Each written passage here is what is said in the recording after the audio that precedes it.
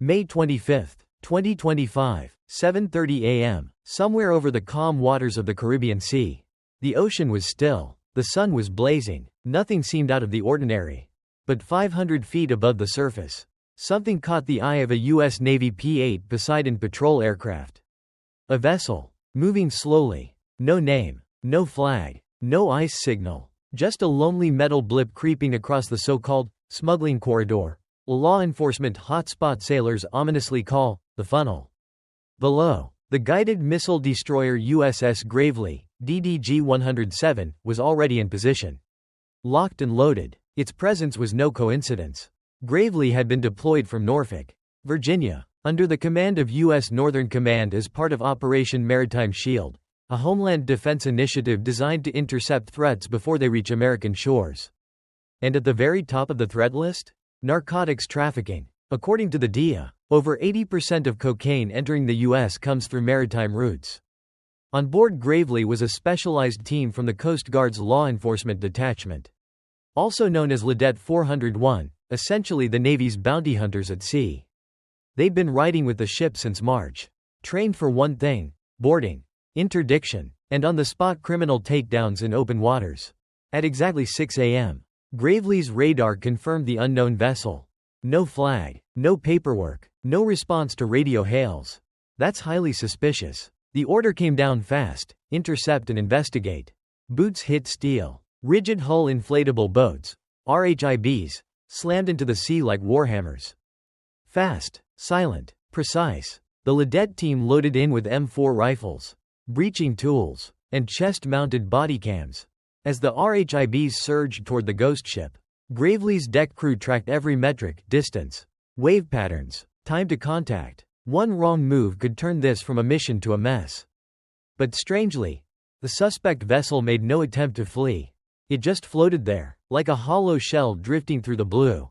Maybe the smugglers thought they could bluff their way out. Or maybe, they didn't even realize who was coming. But when a U.S. Navy destroyer locks you in its sights, it's already over. From afar, it looked like a fishing boat. But looks deceive. The Navy doesn't chase appearances, they chase behavioral patterns. And this one didn't match any known fishing routes. The Caribbean is a known hot zone for drug trafficking, especially in the funnel, the natural choke point where South American narcotics routes converge before heading north. Smugglers love to use fast, disguised vessels that resemble local fishing boats. But to trained eyes, the differences scream. That's when Lidet moves in. Lidet stands for Law Enforcement Detachment, Coast Guard teams embedded aboard Navy vessels to track, board, and bust smugglers in real time. These aren't ordinary sailors. They're hunters of the high seas. They know every trick in the playbook. Fake hulls, hidden compartments, engine failures staged to buy time. They've seen it all. And this vessel? It raised every red flag. No flag, no documents, no radio response. Its hull was scratched, but not naturally weathered. Almost like someone tried to make it look legit. The route it traveled? Nothing like any known fishing path. Gravely's systems sounded the alert. Something was wrong. And this time, it was going to get caught. "We've got a runner," someone said. Not because the vessel was speeding away, but because it matched the textbook profile of a drug smuggling ship. And then, it did something no one expected. It stopped, dropped anchor, and waited. That's when the tension really kicked in. Because smugglers don't surrender. Not unless they're hiding something and have no way out. Whatever was on that boat wasn't normal. And the U.S. Navy was about to find out just how serious this was. The RHIBs sliced through the waves like scalpels. Fast, low, silent. Above them, USS Gravely watched with cold precision. On deck, radios crackled with encrypted bursts as the commander of Lidet 401 issued final instructions. Weapons ready. Body cams rolling. Everyone on high alert. As they closed in, there was no shouting, no frantic movements. Just three men standing stiff on deck, stone-faced, pretending to be calm. That was suspicious. Real fishermen don't freeze up during surprise inspections. These men looked like they'd rehearsed this moment, and still weren't ready to face it. The Coast Guard moved in. No resistance, no sudden moves, just vacant stares and a few mumbled phrases in Spanish. The Lidet team leader climbed aboard. M4 still trained downward. Not relaxed, just controlled. The Navy's VBSS doctrine: visit, board, search, and seizure. snapped into action like muscle memory. The first thing they noticed? The cargo hold was sealed with industrial-grade plastic wrap and duct tape. The signature packing style of South American cartels. Beneath the tarp, 19 tightly wrapped, waterproof packages, each coated in 3 layers: burlap, duct tape, and thick plastic, designed to float for weeks on the open ocean without damage. They cut one open. Inside, off-white bricks, stamped with a strange green S. Cartels often use symbols, some favor crowns, others scorpions or jaguars. This one? It spoke loud and clear. Cocaine. Back aboard the USS Gravely. The official weight was logged. 860 pounds, nearly 390 kilograms of high-purity cocaine. Street value? $13.65 million. A fortune not just in dollars, but in violence, corruption, and chaos waiting to happen. The 3 suspects were arrested without a word. They didn't have to speak. The cargo did all the talking. The boarding team got to work immediately. Photos taken, evidence tagged, an encrypted report sent straight to command. The narcotics were sealed, numbered, documented, and secured into the chain of custody. A legal airtight process to ensure nothing gets lost or tampered with in court. The suspects were zip-tied, escorted, and prepped for transfer. The boat itself was seized on the spot. A floating exhibit for U.S. maritime law. There were no cheers on the Gravely's deck.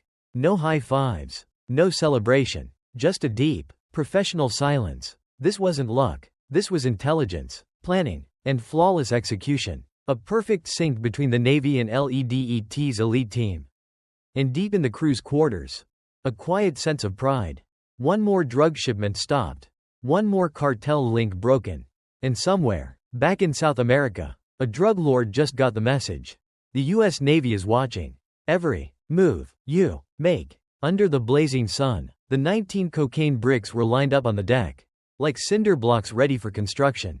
But this wasn't cement. It was pure, uncut cocaine. Each brick weighed around 45 pounds, just over 20 kilograms. Multiply that by 19, and you've got nearly 400 kilos of narcotics. It's no wonder the suspects didn't try to flee. Maybe they were told not to. Cartels often prefer to lose men than lose a shipment. Or maybe, they thought surrendering would mean better treatment. Whatever their plan was, the second the first package hit daylight, everything changed. Nobody needed to say a word. This wasn't just a bust. It was a message. Each package was numbered, weighed to the gram, sealed, and photographed under strict legal procedures. No shortcuts, no mistakes. Everything had to be courtroom perfect. The 3 suspects, all men in their 30s, were photographed, documented, and processed under international maritime law. When questioned, they gave a one-line answer. "We're just fishermen." No weapons were found on board. But that didn't matter. With 860 pounds, 390 kilograms, of cocaine seized, they now faced federal trafficking charges, and the possibility of spending 20 to 30 years in a U.S. prison. And here's the truth. This wasn't rare. This was part of a long-running strategy known as forward interdiction. A proactive doctrine designed to stop narcotics at sea, before they can reach the mainland and poison American streets with addiction, violence, and corruption. And clearly, this shipment didn't come from amateurs. Waterproof wrapping, triple-sealed bricks, unbroken cartel stamps. Every detail screamed professional logistics, likely backed by a multinational trafficking network. But they failed. Instead of making landfall, they ran into a guided missile destroyer and a federal boarding team carrying M4 rifles, body cams, and clipboards, with zero tolerance for cartel excuses. For the crew of the USS Gravely, this wasn't a victory parade. Just another Tuesday. Once the drugs were secured and the suspects detained, the real work began. Step 1. Chain of custody. Every single package was logged with exact weight, barcode ID, packaging status, and visual identifiers. Even a smudged photo or a mislabeled bag could jeopardize prosecution in court. This wasn't Hollywood. This was real-world law enforcement. And mistakes weren't an option. Meanwhile, the 3 suspects were held under armed watch in temporary cells aboard the ship. No interrogation. The Navy's job isn't to investigate. It's to detain, secure, and transfer. That leads to step 2, handover. Depending on location, the suspects and contraband are handed over to the DIA or to an Allied Coast Guard vessel with jurisdiction. In most cases, The suspects are flown to U.S. territories like Puerto Rico, where formal criminal charges are filed. The seized boat? It's either destroyed or kept as evidence, depending on court rules and operational decisions. Everything follows protocol. No loopholes, no exceptions. And that's why cartels rarely escape the U.S. justice system. Not because the Navy has more ships, but because their discipline is ruthless. To the public, these operations look simple. A few dramatic photos, some confiscated bricks, a bold headline in the news. But what turns a high-seas raid into a successful felony conviction isn't brute force. It's precision, patience, and steel-bound discipline. This bust was just one chapter in a much bigger story. Operation Martillo, Spanish for the hammer. Launched in 2012, this multinational effort involves over 14 partner nations working together to choke off drug routes across the Caribbean and Eastern Pacific. The U.S. leads the charge, deploying destroyers, patrol boats, surveillance aircraft, drones, and Lidette special forces to strike cartels where they're weakest, offshore. The message is clear. If you think escaping South America means you're safe, think again. We're already waiting in the water. And that's what ships like the USS Gravely are for. A mobile shield, a radar net, a cartel's worst nightmare. The Arleigh Burke-class destroyer isn't just designed to intercept missiles and protect fleets. In these missions, it becomes a high-tech hunter, scanning for even the faintest trace of illegal vessels. Gravely's radar can scan over 200 nautical miles, tracking everything from fast boats to ghost ships with no ice signal. And when paired with a P-8 Poseidon patrol aircraft, equipped with infrared sensors and cloud-penetrating radar, the Navy gains real-time, full-spectrum visibility over the entire region. But all that tech is useless without people. And that's where the Lidette teams shine. Not just trained in combat. They're trained to board unknown vessels in hostile conditions, crawl through tight compartments, and detect cartel tricks that no radar could ever catch. And most importantly, they're fast. With every mission, Operation Martillo sends a message. You can change your boat. You can switch your route.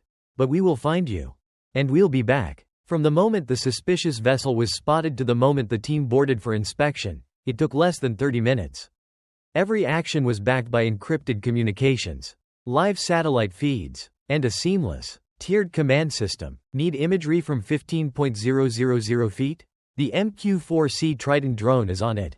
Need infrared scans of the cargo hold? P-8 Poseidon has it covered. Need legal boarding orders in international waters? It's already integrated into the operation plan. This wasn't just a ship chasing down criminals. This was a floating command center where intelligence, technology, elite personnel, and federal agencies converged. While drug cartels often rely on speed and chaos to escape, the U.S. Navy bets on systems, training, and precision, and in this game, they don't make mistakes. 860 pounds of cocaine, equivalent to nearly 390 kilograms of pure narcotics. Sounds like the headline of a news story. But the real-world impact is far greater. $13.65 million isn't just money. It's the funding for guns, bribery, kidnappings, and even territorial wars between cartels across Latin America. Each package seized is a disrupted deal, a broken link in the trafficking network. And this wasn't just luck.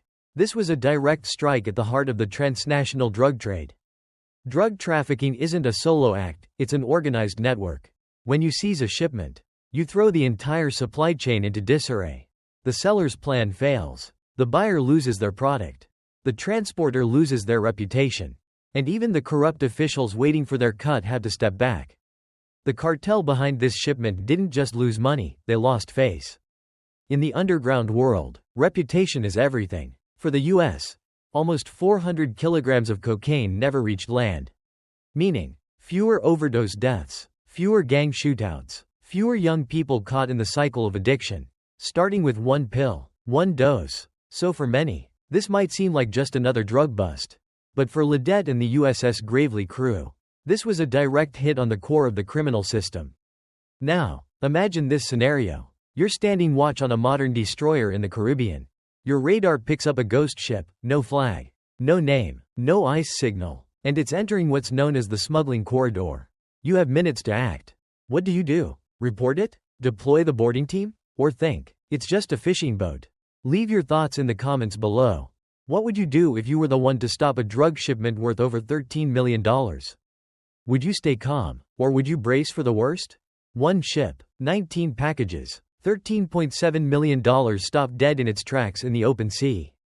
The USS Gravely and Ledette 401 didn't just board that ship.